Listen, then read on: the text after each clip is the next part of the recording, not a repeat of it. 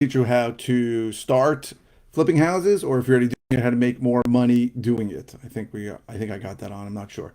So again, bigger flip show. So I got a question from someone about a flood zone, and it reminded me of a story where I helped a student make some good money on on a situation of flood zone. So just what a flood zone is. There are certain parts all over the country that have been deemed by FEMA as flood zones, right? And there's something called a flood cert where you can run it on any property and you can see whether it's in a flood zone or not. So in this specific case, what happened was my student had a property in Seaford, and that entire area is in a flood zone. And sometimes you talk to people, maybe you had a deal to wholesale and a buyer said, "I'll never buy anything in a flood zone." And we make decisions about things very often because of an experience that we have, right? So if we bought a property and then we tried to sell it and the buyer backed out at the last minute because it was in a flood zone and he had to pay for flood insurance, then we think, oh, flood zones are bad.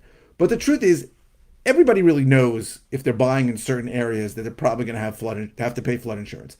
The key, and here's the important part, is the flood insurance premium on your property, on this property, significantly more than every other house, or is it not? That's the only question that matters, right? Every property that's going to be in this flood zone is going to have flood insurance. And people are fine with paying flood insurance if it's typical for the area. So this property was in Seaford, and what really happened is that if you made a claim in Hurricane Irene and Hurricane Sandy, then your premium went high, and the premium on this was like $3,000 a year. That's a lot, right? If you look at a property and you see flood insurance is under $1,000, it's probably very cheap. So what I figured is that I need to get this flood insurance lower. And there are people out there that will do something called an elevation certificate, which will show really where your property is in the flood zone. Your property may be higher than the flood plain, I think it's called, and then you can get the down. So that's what happened in the situation. I put her in touch with a guy who got a elevation certificate, and the premium went from like $3,200 to like $1,200, which was very typical for the area. And she bought the property. She did a little rehab to it. She made about $40,000 on it. So it's a great deal. But that's the important part to know. If you have a property, I would call an insurance guy who does flood insurance, guy or girl, and I would say, can you get me a quote on this address? They will then give you a quote. If it's under $1,000, I would say it's probably going to be, that's as cheap as it's going to get. If it's between $1,000 and $2,000, then I might look at other listings in that area and see if they wrote how much the flood insurance is. And if everything says flood insurance is only $400, flood insurance is only $500, and yours is $1,800, that may be something you need to think about.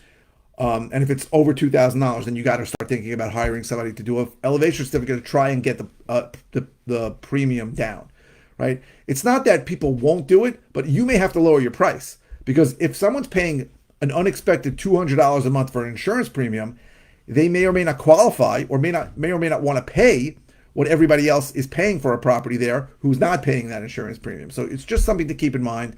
If something's in a flood zone, ask an insurance person for a quote and get an idea of whether that's typical for the area. You can also ask the insurance guy, hey, is this, it seems high, $1,600. Is it standard, or is there a problem here? Like, what's going on? You can ask your insurance guy. You can also look, a lot of listings in that area will talk about flood insurance if it's really cheap. So if everybody around there is saying flood insurance is super cheap, $400, and yours is like, close to $2,000, I'd worry. But if everybody's saying flood insurance is only $1,200 and yours is $1,300, then it's not going to be an issue.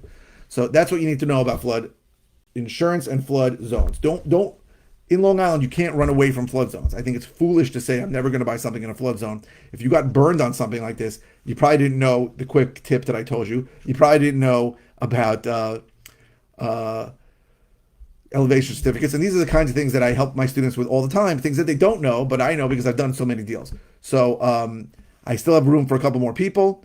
If you're interested in coaching, if you're interested in all the ways I can help you, you can go to biggerflips.com, which really lists all the help that I have. And keep the comments coming, questions. The purpose of this channel is to help you. If you're watching on YouTube, please subscribe. If you're watching any media channel, please click the thumbs up. The likes really help the algorithm. So I really appreciate everyone who's been watching, everyone who's been liking, and please keep the questions coming. You can ask a question about anything. If it's something simple, I'll just reply with an answer. If it's something that I covered recently, I'll send you a link to a video. And if it's something I haven't covered in a while, I'll do a brand new video on it. So thank you very, very much for watching. I really, really appreciate it. Thank you all.